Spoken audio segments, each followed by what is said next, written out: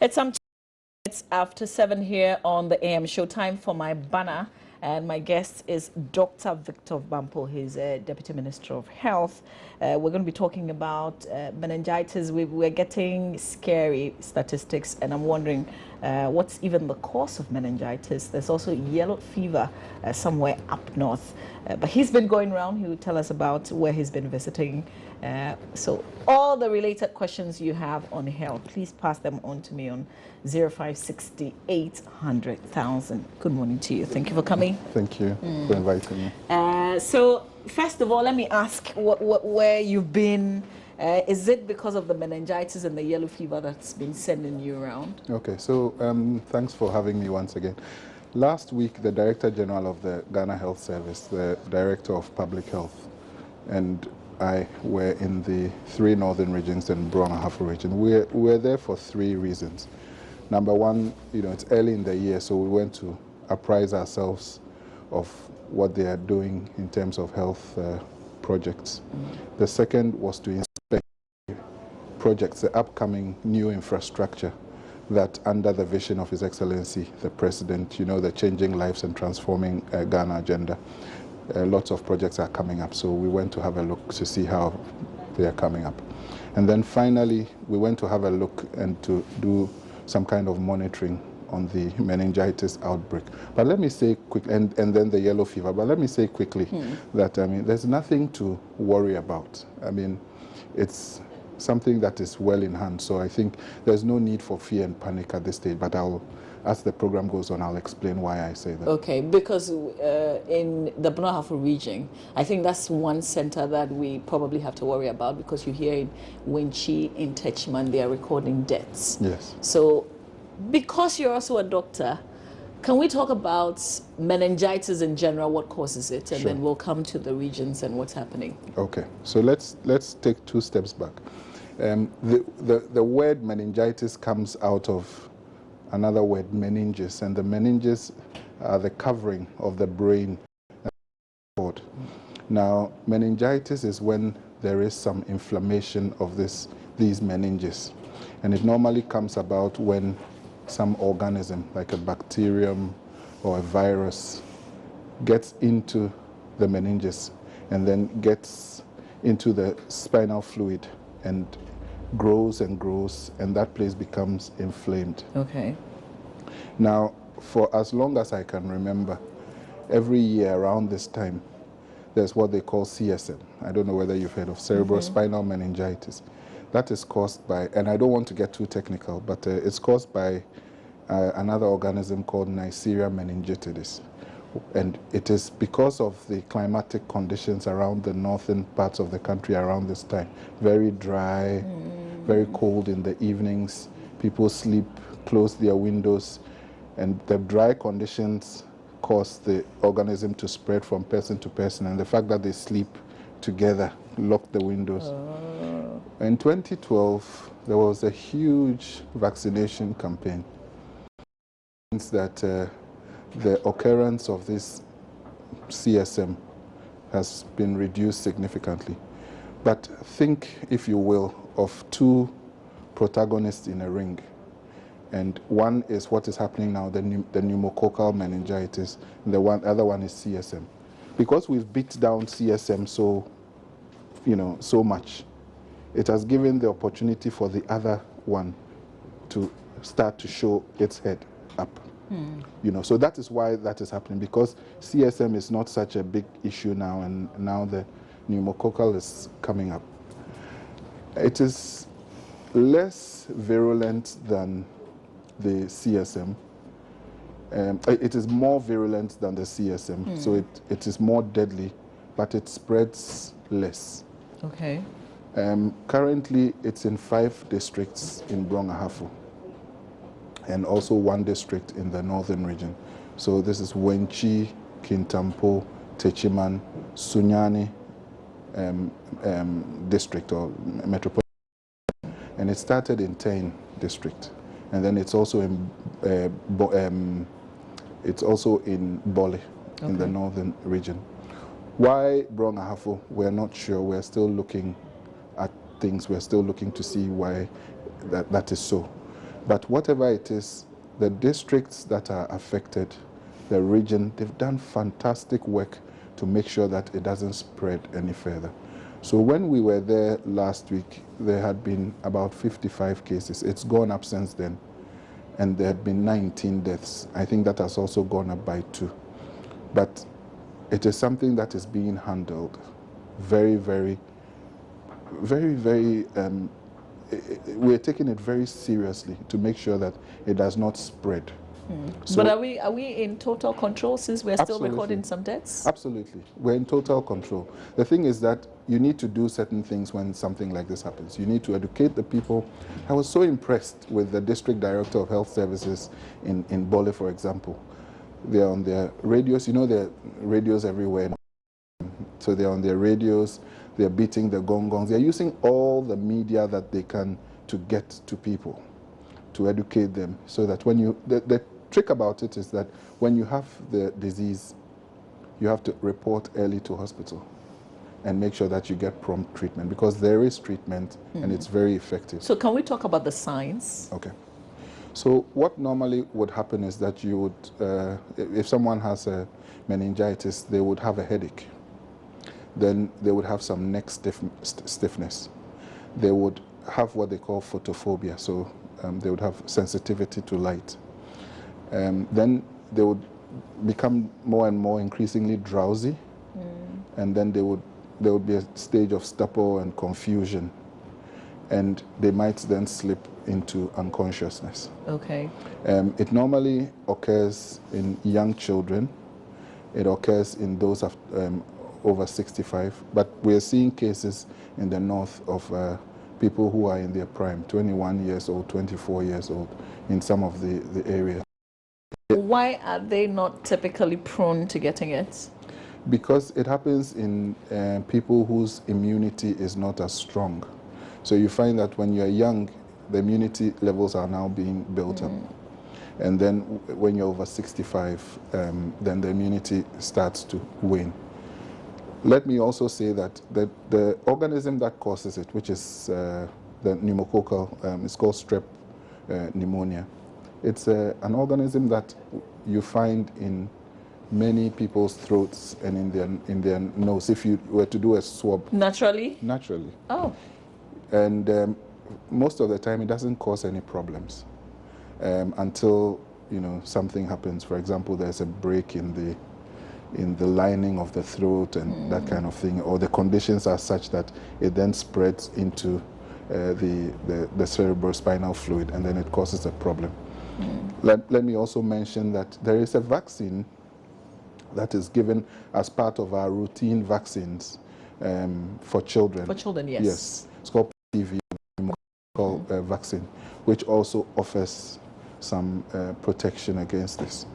How long when you take it? I mean, is it like 10 years, 5 years, 2 years? I'm not sure. We need to talk to the technicians about that. But normally, you know, it's part of our routine vaccines. I think it's given 3 times. Yeah, I remember. Yes, it's in the book. I think you take it at a certain time. Exactly. In the child's life. It's one of the 13 vaccines that we give routinely, and that offers some protection. Certainly at the period when the children are most vulnerable, you know, so then you don't get this. Once you bring vaccine into the conversation, maybe I should finish with the meningitis and then we'll talk about that. Is it something that can be treated? Can you be healed completely, or this is something that you have to manage? You can actually treat it. So there are many, and in the Brong Ahafo region, they did some sensitivity tests. And there are quite a number of antibiotics that you can use to treat it. But let me say quickly what we have. I'll come back to your question. The Minister of Health immediately asked that 150,000 cedis be sent to the Brong Ahafo and Northern regions to deal with this.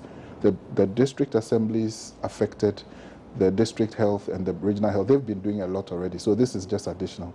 We've also, is that enough money for them to be able to manage the situation as it is? It is at the current time, because it's not about Accra going. They already have their systems in place. What we did more as a morale booster, to make sure that they know that we are thinking about them and we're Is this an allocation? Sorry, is this an allocation or this is actual release? No, it's actual release. Okay. Yes. So the money is actually gone. We also sent them 1,500 vials of the medication I was talking about.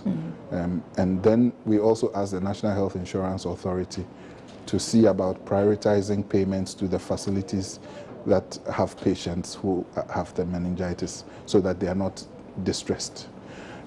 So that is what we've done so far. Take the medication, then and it is done early, then you probably will come out and there will be no problem. The challenge with the pneumococcal meningitis is that sometimes there are residual effects. First of all, I told you that it's more virulent. So the number of people who die compared to CSM is a bit higher. Your chances are brighter if you come to hospital quicker. And the second thing is that sometimes, especially in children, you would have some residual effects like deafness, some alteration of the mental state, and so on. But all these things can happen. The most important thing is come early to hospital so that you can avoid some of these residual effects. Okay. But this treatment is not for free unless you are on some insurance, right? Is it expensive? Because I want to believe that maybe sometimes one of the reasons people don't report to the hospital early would be probably because they feel they don't have the funds. You see, extraordinary times call for extraordinary responses. The 1,500 vials of the medication that we sent is quite expensive, but what we've told the facilities is that those should be given free to the patients. At this time, it's about saving lives. It's not about the money. Okay. So, and the director of surveillance at the Ghana Health Service personally left. I think we got back on Saturday last week. He left on Sunday with the medications to make sure that they are distributed to the facilities. We'll save lives first and then we'll think about the rest later. Is there something that somebody by you can help? I mean, if you are exhibiting these symptoms, how can a third person recognize and help you? I think mothers know their kids best. If your kid is ill, you can tell pretty quickly. They're slower. They have a fever, the neck stiffness, and so on. And initially, sometimes part of the problem is that people don't realize that this disease is around. But when awareness, in fact, we get the opposite effect, just like Ebola. Didn't want to mention that word, but I have to. So you get the effect of people coming in with false positives, and that's better. So it's better to come into hospital and be told, no, it's not meningitis, it's something else, than to sit at home and try to deal with it until it's too late. So we're happy with the way things are going. The Ghana Health Service, I think, is on top of it. So, can one person give it to the other just by coming into contact? It is spread by droplets. So what happens is that when you're in close proximity with somebody, then, like I said, the dry, dusty conditions make it very easy for the droplets then to be transported from one person to the other. Okay, I think in our 6 a.m. news, there was the angle of some of the health personnel who were talking about protective clothing. So, are we covered on that front? That this disease, I think we were told in Brong Ahafo region, we started having outbreaks.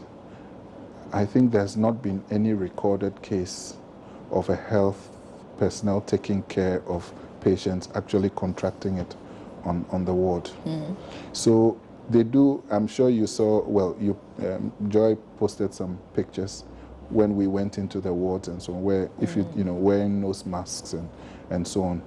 With those kinds of personal protective equipment, then you are covered as a health worker. This is not like Ebola where you have to, gown up completely and be so afraid. We got questions like that when we were in Techiman.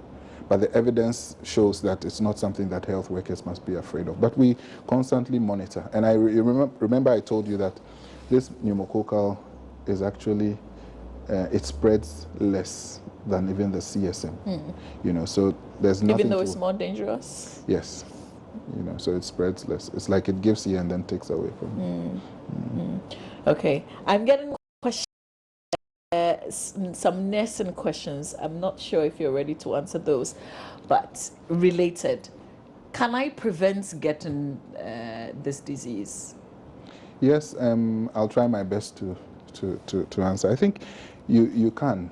I mean, the issue is that if someone has it and you notice it quickly and you take the person to hospital, then you remove the reservoir. Because, like I said, why in the northern part of the country, why in BA and so on, is because of the harmattan. So there's the environmental factor. Certain factors also help it to spread. Close proximity with other people, you know, closed windows. So open your windows as much as you can. There are things that you can't change, but try and minimize, you know, closing the windows, sleeping, you know, together, because that allows for the transmission from one person to the other. Can we talk about vaccines now? Are we running out of vaccines? I think there was a fear of, because we get a lot of this, and some donor agencies are obviously, because of where we are as a country today, these things are not coming through. Are we running out of vaccines? No, you know, like with every other supply chain system, sometimes some of the stocks will get low, some will, you know, be okay. But in general, we are not running out. Ghana is one of the countries that is doing very well with its EPI, you know, the vaccination program, which we started in 1978. It's been one of the longest running programs, and I can show you data where consistently our coverage is, you know, above 80, and in many cases above 90, 95%, and so on. I think that sometimes we do have challenges. We have vaccines from two sources. One is the government of Ghana procuring vaccines, like the TB, BCG, and so on. And then we receive support from the Global Alliance for Vaccines and Immunization, Gavi, in Geneva. They subsidize new vaccines. What happened is, because we are now a lower middle income country, we had gotten to the point where they said they would graduate us off the support.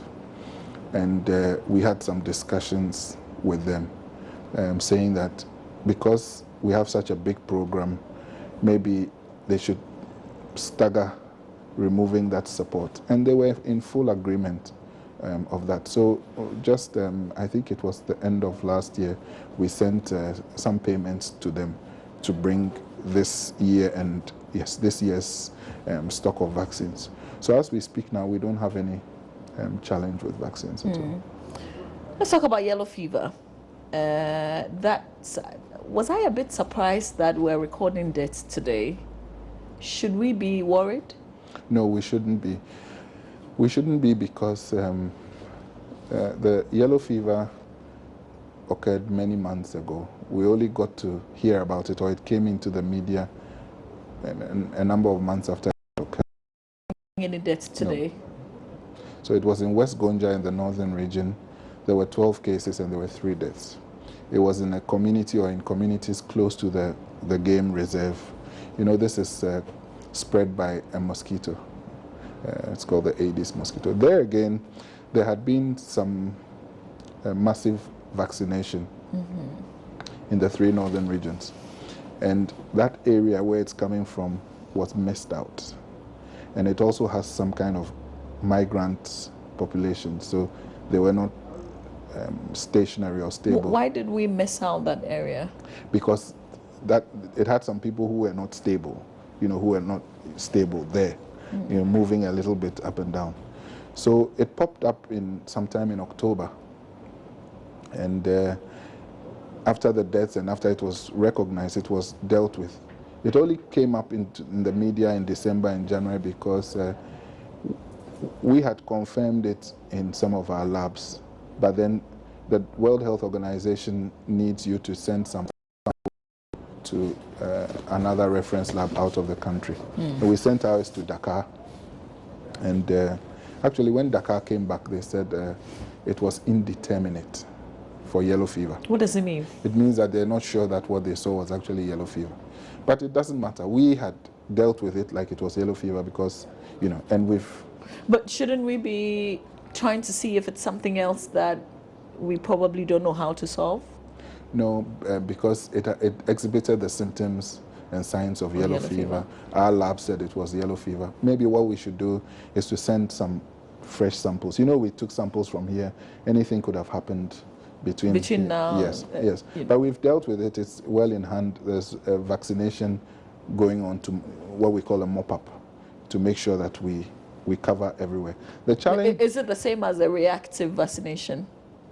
Yes, yes. Okay. So we have the routine vaccination. This is like a mop-up or a reactive vaccination to make sure that everybody is covered. But this has happened already? It is in process. I told you that the director of surveillance is going. So a little bit of it has started and is ongoing. Yesterday I was talking to the gentleman in charge of our vaccination program, and he was then making sure that another 11,000 doses of the vaccine are being sent up north. Most of these vaccinations, by understanding, is directed at children. Yes. Are we given to adults now because of this? No, at the present time, I think the strategy is to vaccinate the children.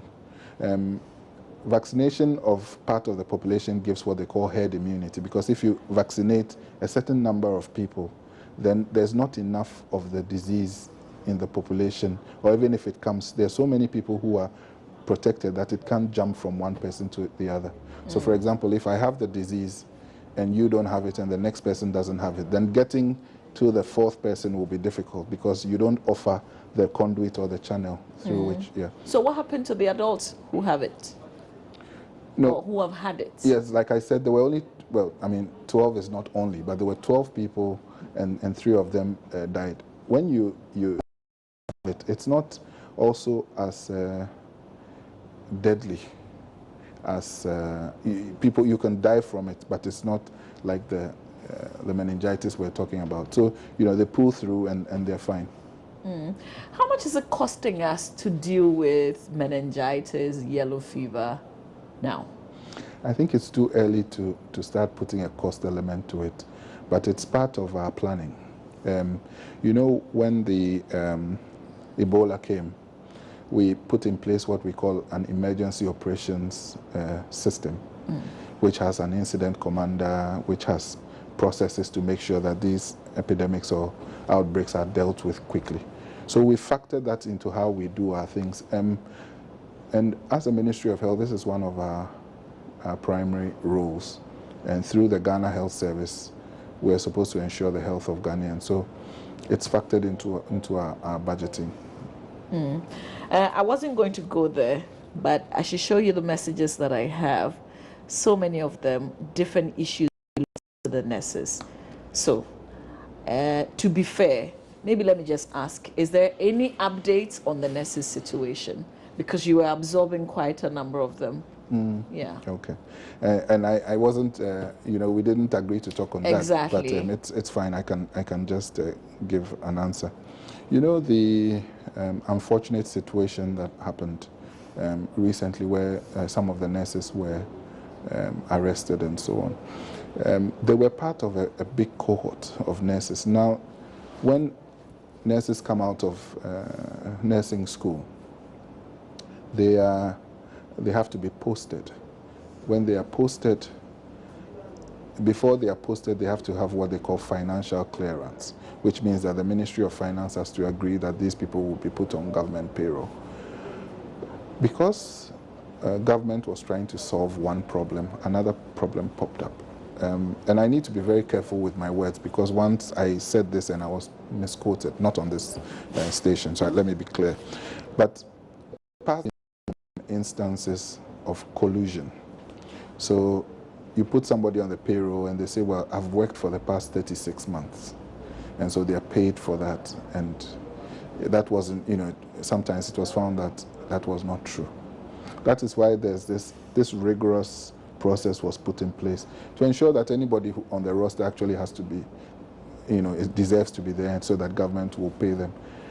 That has created some steps which make it very It slows difficult. the process down a bit. Exactly.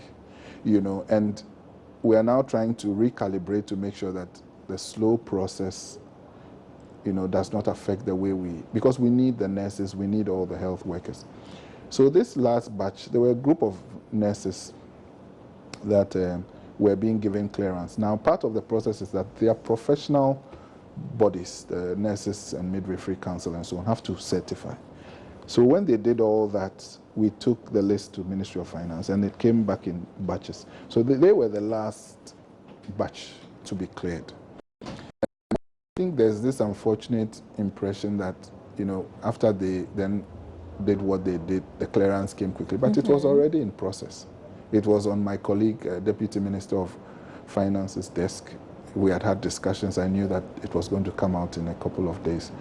We do understand the frustration. You know, after you've come out of school, if you have not been posted and you can't start work, you know, it's very frustrating. But like I said, we tried to correct one error, and it has led to some delays, and we're trying to make sure that those delays are minimized. But it's a real problem. I mean, if the people from finance were here, they will tell you about how much government is losing because of these kinds of, you know, the fraud in the system and so on. So. Finally, on this, because of their actions, are we deleting those who went on the demonstration? Are we deleting their names Why would from it? I'm not aware that any such decision has been taken. And I would be surprised if something like that, because they did what they did, their names will be deleted. No, I don't think so. Okay. All right. I think it would be fair for me to say thank you at this time. Thank you very much. A mix of education and updates on some pressing issues, meningitis, yellow fever, we've talked vaccinations, and then we've touched a little bit on the nurses as well. I'm grateful for your time. Thank you for having me. All right. So that's the Deputy Minister of Health, Dr. Victor Bampo, on my banner. Stay with us when we come back. We've got other topical issues in Ghana today that I'll be discussing with my guests here on the AM show. Please do stay.